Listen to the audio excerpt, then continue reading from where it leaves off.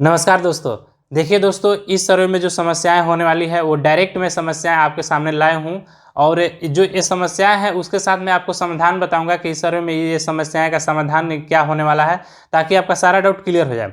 साथ में दोस्तों मैं आपको बता दूं कि ये जो समस्याएं हैं एक तरह से क्वेश्चन ही मान के चलिए कि आप ही लोग जैसे कि क्वेश्चन कमेंट में करते हैं कि जैसे गैर मुजरूआ मालिक ज़मीन है उस पर मैं कब्जा कर सकता हूं कि नहीं। चाहे बहुत सारे लोग कमेंट बहुत सारे लोग करते हैं कि मेरे पास रसीद ही नहीं है, तो कोई कोई कमेंट करता है कि मेरे यहाँ तो सर्वे ही नहीं हुआ है। तो इस तरह के जिनका कमेंट आता है मेरे पास, तो ये सारे जो कमेंट है इनको मैं पिक करूँगा और पिक करते के साथ इनके देखते के अनुसार से मैं वीडियो बनाऊंगा और इसी तरह का प्रश्न जो है मैं आगे तक वीडियो में ऐड करते जाऊंगा। जैसे इस वीडियो में मैं 10 जो समस्याएं हैं वो लेकर आया हूं और दोस्तों मुझे आशा है कि इस 10 समस्याएं में से एक दो समस्याएं जो है आपकी भी होगी और ये समस्याएं आपका हो सकता है कि इस वीडियो देखने के बाद क्लियर हो जाए।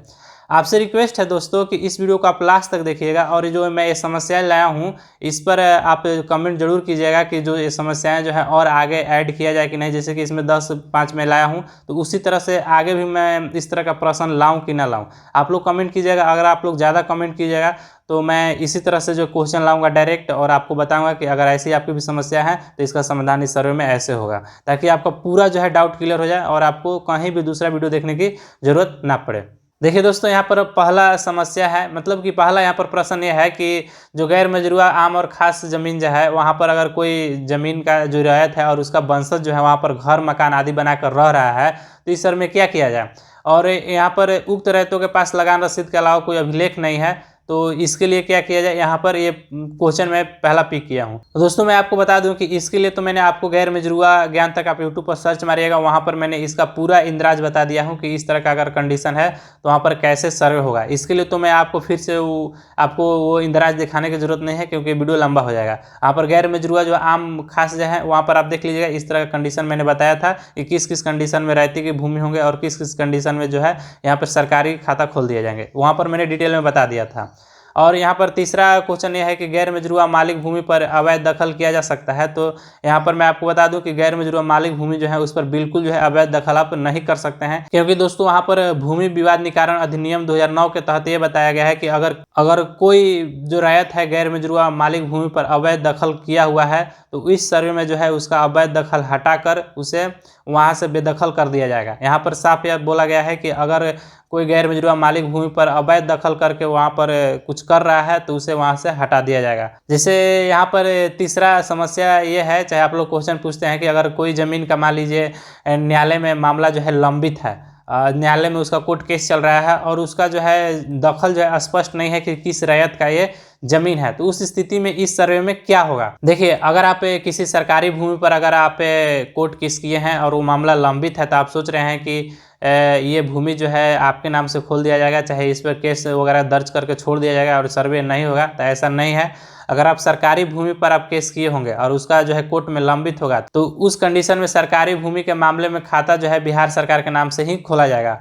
और अगर मान लीजिए रैयती भूमि है तो इस मामले में क्या होगा कि अभियुक्त कॉलम में विवाद लिखा जाएगा कि जो है इस पर जो है कोर्ट केस चल रहा है, अभियुक्त कॉलम में यहाँ पर विवाद लिख दिया जाएगा और साथ में वहाँ पर जो न्यायालय में केस संख्या जो दर्ज है वह भी लिखा जाएगा और अंकन किया जाएगा। और इसमें ये बताया जा रहा है कि जो मान लीजिए कोर्ट केस किसी जमीन पर चल रहा है तो जो सक्षम न्यायालय का अगर कोई आपका रिजल्ट आया होगा और वहाँ पर कोई सुनवाई की गई है तो अगर उसका सुनवाई का आपका कॉपी होगा तो वहाँ पर सर्वमान होगा।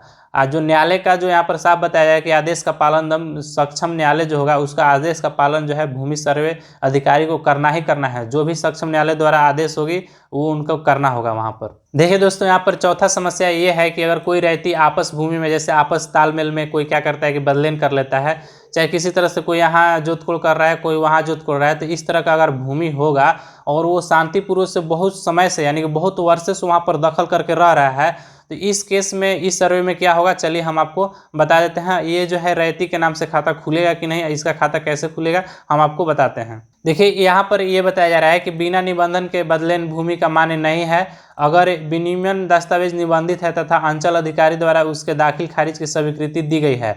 देखिए, जो लोग अगर ये बदलेन किए हैं और जो बदलेन का अगर कोर्ट से बंटवारा नहीं किए हैं और ऐसे ही केवल बंटवारा करके रहे हैं तो इनका मान्य नहीं होगा। यहाँ पर ये बताया जा रहा है कि यहाँ जो है विनिमय दस्तावेज अगर निबंधित नहीं है उनका तो ये मान्य बिल्कुल नहीं होंगे। और साथ में ये भी बताया गया है कि तथा अंचल अधिकारी द्वारा इसके दाखिल खारिज की स्वीकृति दी गई है।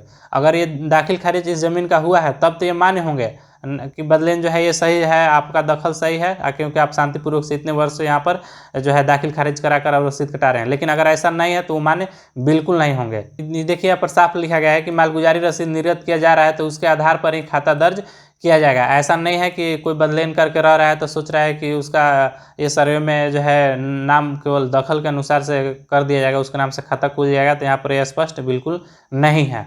देखिए यहाँ पर 5वां क्वेश्चन है कि जांच कार्य के दौरान कौन कौन से कार्य किया जाएगा। तो मैंने आपको ये सारा चीज़ बता दिया हूँ कि पहले अमीन आएंगे, वो खाना पूर्ति करेंगे। अगर कोई विवाद होगा तो बंदोबस्त अधिकारी द्वारा किया जाएगा, कानून को भी वहाँ पर सपोर्ट करेंगे। साथ में मैंने आपको बताया था कि ग्राम सभाएं भी इसमें लग सकती है कुछ कंडीशन में। तो बहुत सारे यहाँ पर जांच के कार्य मैंने आपको बताया था, कौन से फॉर्म आपको विवाद की स्थिति में भरना है। आपको अगर किस मान लीजिए कोई प्लॉट पर आपको कोई दिक्कत होता है तो उसके लिए कौन फॉर्म भरिएगा। मान लीजिए जिस शिविर में जो है बंदोबस्त अधिकारी ही मान लीजिए गलती कर दिया तो उसके खिलाफ मान लीजिए आप कैसे कार्रवाई करवाएंगे, ये सारा चीज़ हम आपको बता दिए थे। अब 6वां समस्या ये हम आपको पिक करते हैं कि जो राजस्व ग्राम में खतियान उपलब्ध नहीं है। ऐसे बहुत सारे अन्य सर्वे हैं जहाँ पर खतियान उपलब्ध बिल्कुल नहीं है, तो वैसे ग्रामों का सर्वेक्षण हेतु आधार अभिलेख किसे माना जाएगा। जैसे कि हमारे पास कॉल भी आया था और मैसेज भी व्हाट्सएप पर करते हैं कि अभी तो हमारा ज़मीन जो है अन सर्वे है, तो इस सर्वे में मेरे पास तो कोई डॉक्यूमेंट है ही नहीं, तो हम इस सर्वे में क्या साक्ष्य दिखाएंगे।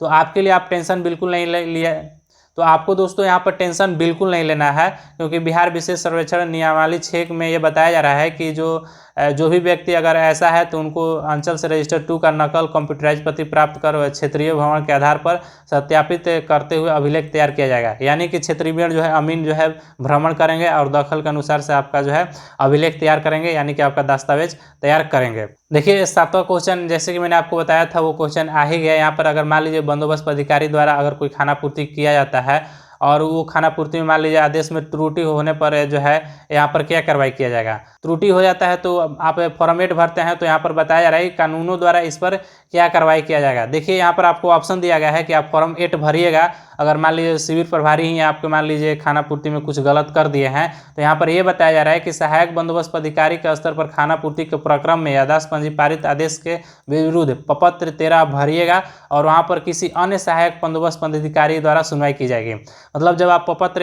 13 भरिएगा, अगर आपको लगता है कि नहीं जो हमारा अधिकार अधिलेख जो है गलत मिला है, तो वहाँ पर आप प्रपत्र 13 भरने के लिए आप छूट है, आपको आप भर के वहाँ पर दूसरे सक्षम अधिकारी से आप काम करवा सकते हैं। यहाँ पर ये सर्वे में बताया गया है। और कानूनों द्वारा प्रपत्र 8 की सुनवाई यहाँ पर नहीं की जाएगी, क्योंकि वहाँ पर प्रपत्र 13 ऑलरेडी आप भर दिए हैं और जो है बंदोबस्त दूसरा जो बंदोबस्त अधिकारी हैं वहाँ पर वो सुनवाई वो करेंगे। 8वां यहाँ पर समस्या अगर ये आता है कि भूदान की भूमि पर पर्चाधारी का कब्जा न होकर खातेधारी या किसी अन्य का कब्जा हो तो खाता किसके नाम से खोला जाए। यहाँ पर मान लीजिए कोई भूदान भूमि है और पर्चाधार का कब्जा न होकर कोई दूसरा रैयत वहाँ पर कब्जा कर रखा है, तो उस स्थिति में क्या होगा। तो यहाँ पर साफ कर दिया गया है इस सर्वे में कि जो भूदानीय कमेटी है उसके नाम से जो है यहाँ पर खाता खोल दिया जा सकता है। अगर ऐसा नहीं होता है तो यहाँ पर बताया जा रहा है कि दखलदार के नाम से अवैध दखल दर्ज किया जाएगा कि वो जो दखल किया है व्यक्ति ये अवैध दखल है। देखिए दोस्तों यहाँ पर 9 कंडीशन जो है बहुत सीरियस कंडीशन है। ऐसा मतलब कंडीशन बहुत सारा देखा गया है। यहाँ पर ये बताया जा रहा है कि अगर किसी रैयत के पास 5 डिसमिल का कागजात है, मान लीजिए कोई रैयत है उसके पास 5 डिसमिल का ही कागजात है और लेकिन कब्जा जो है 10 डिसमिल पर है एवं किसी रैयत द्वारा उक्त भूमि का आपत्ति दाखिल नहीं किया जाता है और कोई दूसरा रैयत जो है उस भूमि पर आपत्ति नहीं दर्ज करता है, तो उक्त 10 डिसमिल जमीन पर खाता संबंधित रैयत के नाम से खोला जा सकता है। मतलब यहाँ पर ये बताया जा रहा है कि अगर कोई रैयत जो है 5 डिसमिल का उसके ऊपर कागजात है और 10 डिसमिल पर वो कब्जा कर रखा है, तो इस तरह में उसका कार्रवाई कैसे किया जाएगा। यहाँ पर ये क्वेश्चन मैं पिक किया हूँ। तो यहाँ पर देखिए बताया जा रहा है कि अगर सर जमीन की चौहद्दी के आधार पर प्लॉट जो है 10 डिसमिल का बना हुआ है, तो ऐसे प्रस्तुत किए गए प्रमाण पत्र के आलोक में अमीन द्वारा नापी परिवर्तन प्राप्त करेंगे। यानी कि यहाँ पर अमीन जाँच पड़ताल करेंगे इस प्लॉट के, और जिसमें चौहद्दीदार की विवरणी स्पष्ट रूप से रहनी चाहिए। शेष बचे 5 डिसमिल जमीन पर अगर सर जमीन पर है तो अगर प्लॉट बनाकर राजस्व प्रमाण की मांग करेंगे। यहाँ पर ये साफ तौर पर कर दिया गया है कि जो 5 डिसमिल जो अगर और बचेगा उसका जो है अलग बना दिया जाएगा प्लॉट, और जो किसी रैयत द्वारा इसका प्रमाण पत्र की मांग करेंगे, जो भी रैयत होगा। अगर कोई रैयत मान लीजिए इस तरह का अगर मांग करता है अधिकारी, अगर वो प्रमाण पत्र प्रस्तुत नहीं करता है, तो तो यहाँ पर साफ बताया गया है कि खाता जो है बिहार सरकार के नाम से प्रविष्ट की जाएगी, यानी कि बिहार सरकार वो ज़मीन हो जाएंगे। देखिए दोस्तों, ये वीडियो बहुत लंबा जा रहा है, इसीलिए मैं वीडियो का क्वेश्चन जो है यहीं पर एंड करता हूं। आप बताइएगा कि इस तरह का क्वेश्चन नेक्स्ट वीडियो में लेकर आऊं कि नहीं, ताकि आपकी समस्याएं जो हैं अभी से क्लियर हो जाए। जो मैं ये चीज़ मैं बता रहा हूं आपको, ये लकीर है, ये मान के चलिए कि यही होने वाला है सर्वे में। अगर ऐसी आपका समस्या है तो आपका समाधान इसी तरह से होंगे। आप सोच रहे हैं कि इस तरह से नहीं होगा तो आप बिल्कुल गलत हैं। जो अगर इस तरह का आपका समस्या है तो समाधान आपको यही मिलेगा। आप अभी से अगर आपको इस तरह का समस्या है तो उसका सुधार करने की कोशिश कीजिए, नहीं तो बाद में पछतावा के सिवा आपको कुछ नहीं बचेगा। देखिए दोस्तों, बहुत सारे लोग जो है कमेंट करके मुझसे सीकमी ज़मीन के बारे में चर्चा करने के लिए बोल रहे थे, तो मैं आपको बता दूं कि नेक्स्ट वीडियो में आपको सीकमी ज़मीन के बारे में जितना हो सकेगा उतना मैं आपको चर्चा करूंगा और आपको बताऊंगा कि सीकमी ज़मीन का इस सर्वे में क्या प्रावधान है। दोस्तों, मिलते हैं नेक्स्ट वीडियो में, और आपसे रिक्वेस्ट है कि आप कमेंट करके जरूर बताइए कि इस तरह का वीडियो आगे मैं लेकर आऊँ कि नहीं। आपके कमेंट के अनुसार से मैं सोचूंगा और आगे इस तरह का वीडियो लाना है कि नहीं, इस पर मैं विचार करूंगा। मिलते हैं नेक्स्ट वीडियो में, तब तक के लिए बाय बाय।